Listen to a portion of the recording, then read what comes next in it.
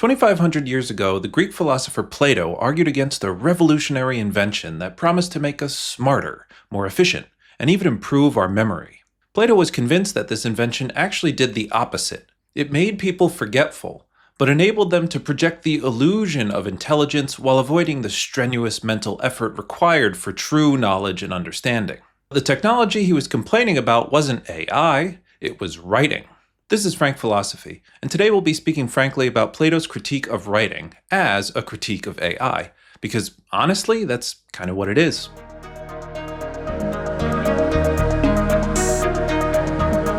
Plato probably doesn't need any introduction on a philosophy YouTube channel. He's the most important figure in Western philosophy, after all. And he wrote on a ton of different philosophical topics that really set the agenda for Western philosophy from then onward. But in a few small segments of his enormous body of work, he has some surprisingly harsh things to say about writing itself. These ideas show up in three main places: the Phaedrus, a standalone dialogue, Book 10 of the Republic, perhaps his most famous dialogue, and the Seventh Letter, which was a letter that he wrote that's kind of autobiographical in nature. But in all of these sources, he rehearses pretty much the same critiques against writing, and they all fit into his broader philosophical project. So I'll give a very little bit of background on that before we get into the actual details of his arguments. So in a nutshell, Plato believes that reality has two layers.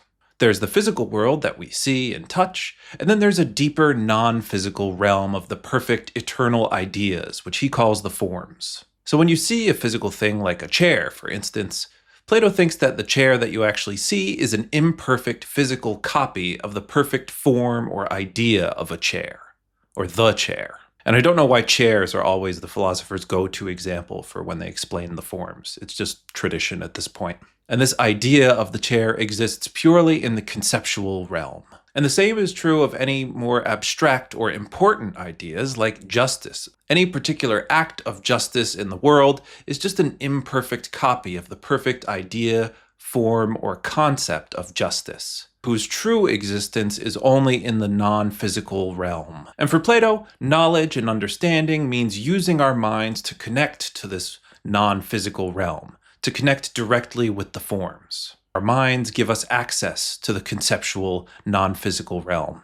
And through the process of reasoning, dialogue, and otherwise pushing our ideas as far as they can possibly go, that's how we come to truly understand a concept or an idea of something. That's how true knowledge is developed. Now we can use the various imperfect copies of the forms as tools to help us gain knowledge. And in fact, we live in the physical world, so we don't have all that much else to work with, especially when we're just coming to understand something for the first time. But importantly for Plato, knowledge of the copies, knowledge of the physical instantiation of a form is never the same as knowledge of the real thing. Knowledge or familiarity with any number of individual chairs in the physical world is not sufficient for knowledge of the essence or form or idea of what it means to be a chair or chairness. So keep that in mind, because this is the key to understanding Plato's critique of writing and, in turn, his hypothetical critique of AI. So as you might be able to guess, one reason Plato distrusts writing so much is because it is a physical thing that exists in the realm of imperfect copies. But even worse than that, writing is always an imperfect copy of an imperfect copy. It's actually two steps removed from the real thing, and therefore from real knowledge of the real thing. Plato actually spells out this hierarchy in the Seventh Letter, where we have the forms existing in the perfect realm of being, and then we have our knowledge of the forms, which is that by which our minds can connect to the forms and understand them. And then we have various ways of trying to get to knowledge. And these includes our sensory engagement with the physical world, our use of language and speech, and language itself. And also mixed in there is writing. But writing sits at the bottom of the hierarchy, because writing is just frozen speech. And speech is just an imperfect copy of the real thing anyway. So writing is just a copy of a copy, and therefore it's actually twice removed from the real thing. So according to Plato, when you read a book, you're not actually gaining knowledge, you're gaining somebody's frozen, stale approximation of their attempt to point at knowledge. And this is the part that really bothers Plato. Writing pretends to be wisdom. It poses as knowledge. It's revered. People treat books as authority, but they shouldn't. Writing overpromises and underdelivers. It markets itself as a gateway to knowledge, but it actually just obscures our path to knowledge. It gets in the way. And now we can begin to connect things to AI. Modern AI systems, and specifically LLMs like ChatGPT, work kind of in the same structure that Plato describes. On the one hand, there's the real body of human knowledge itself. These are things like data, maybe even papers, books, primary sources, expert thinking. That's the real thing. That's the true knowledge that people have. And LLMs use this body of knowledge for training. That's its training data. So the model itself engages directly with the real primary source. But then we come along and ask AI a question, and it produces a text that simulates an answer based on the patterns that it finds in the training data. And so what you get when you ask an AI chatbot a question is a confident, polished, plausible-sounding response. But it's actually just a copy of the real thing. It's a buffer between you and the real source. And that's how we use it. But just like with writing, AI poses as a pathway to knowledge. The interface is designed to get you to feel like you're talking to an expert, like you're actually accessing the real primary source. But you're not. You're getting a machine-generated approximation of what's in the primary source. And this can actually mislead you into thinking that you understand a topic when you really don't. So that's the basic framework. Writing is bad because it's a copy of a copy, and AI is bad also because it's a copy of a copy. The criticisms map onto each other pretty well. But Plato has two more specific critiques of writing that follow from this overall picture, and both of these also have something to say about AI. So Plato's first specific complaint against writing is that writing can't talk back. You can't have a dialogue with a text, according to Plato, and this is a big problem. He writes in the Phaedrus, "Writing is unfortunately like painting, for the creations of the painter have the attitude of life, and yet if you ask them a question, they preserve a solemn silence." And this is such a problem for Plato because he believes that knowledge gets built through dialogue, through back and forth questioning, through pushing on ideas, exposing their weaknesses, and refining our views in accordance with new evidence and in response to challenges.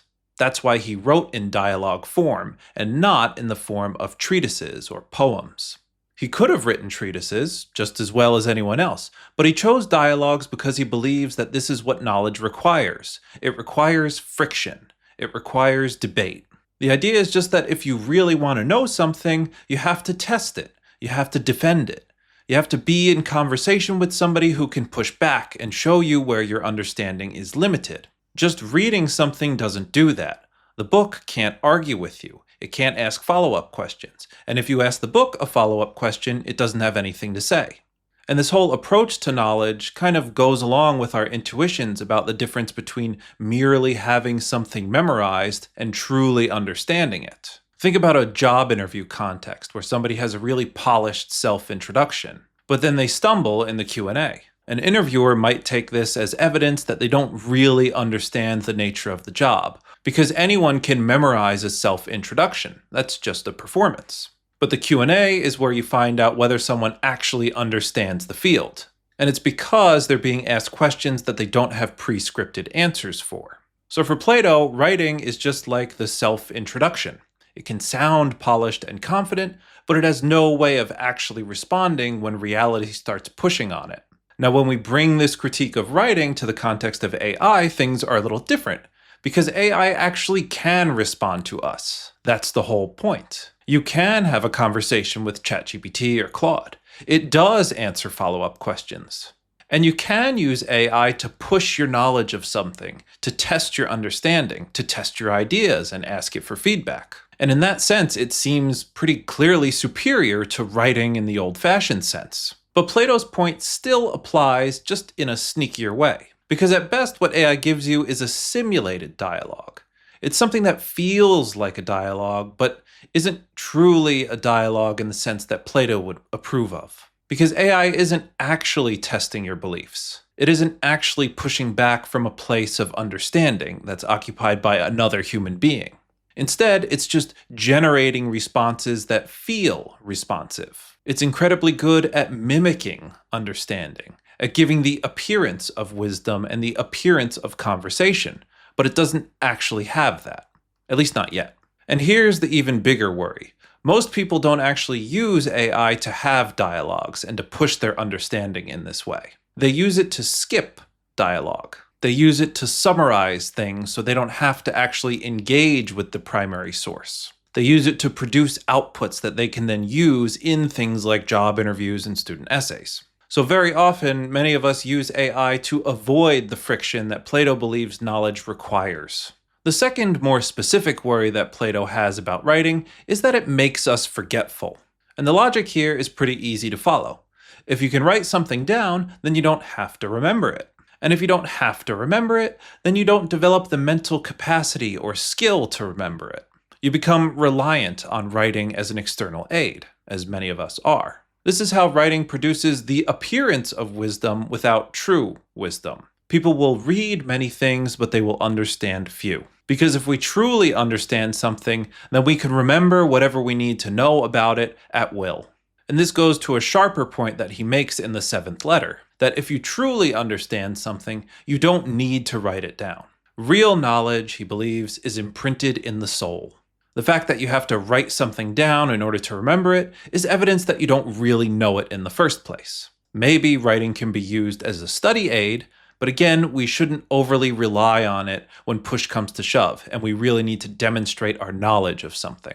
And there's also a kind of mental fitness angle here too. In the ancient and even medieval worlds, training your memory was a serious discipline. People memorized entire epic poems, entire philosophical systems, and they had many techniques to do it, like memory palaces or mnemonic devices.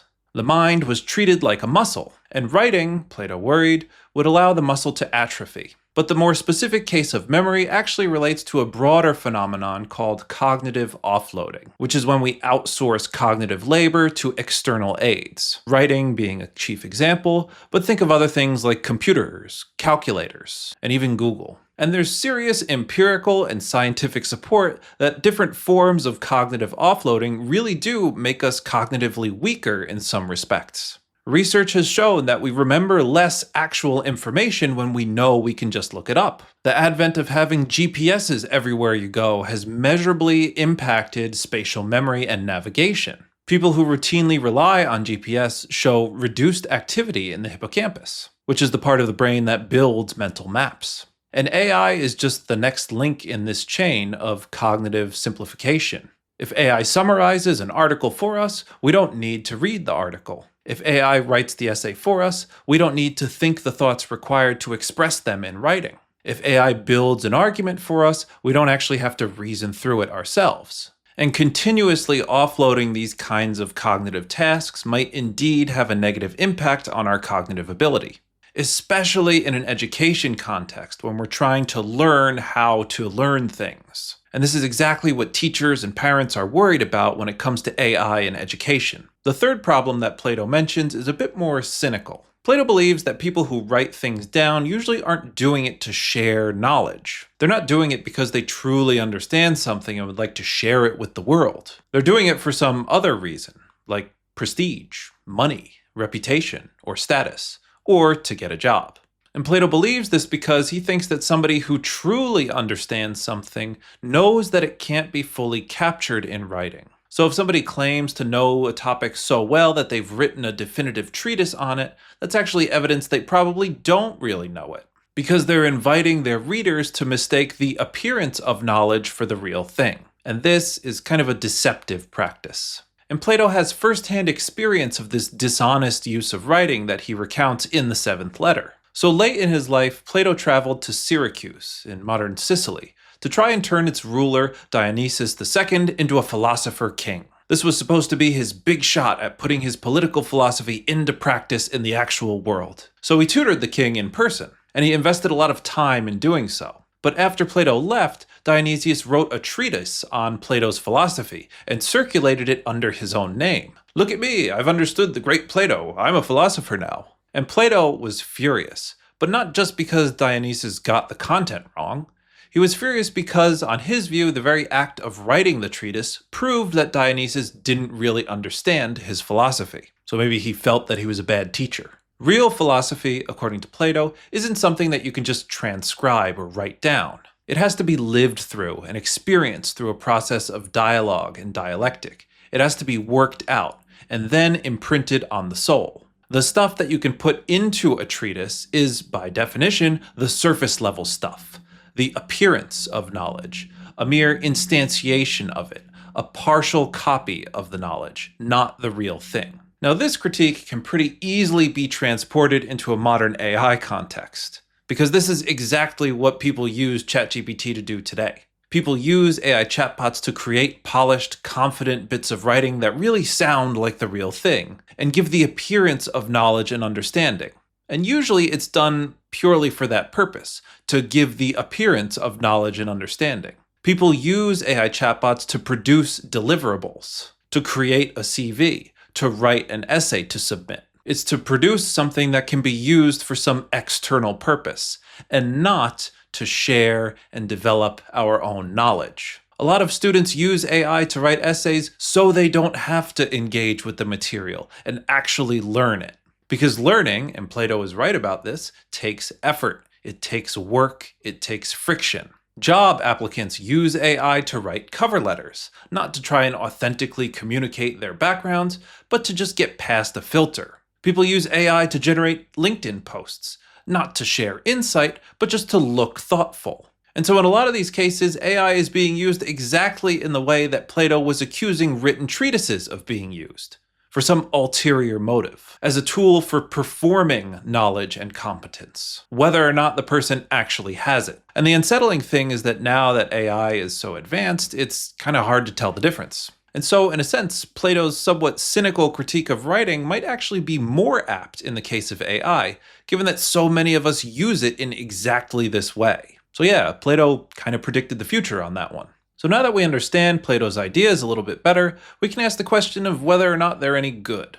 Are Plato's complaints about writing legitimate? And if so, might they also apply to AI?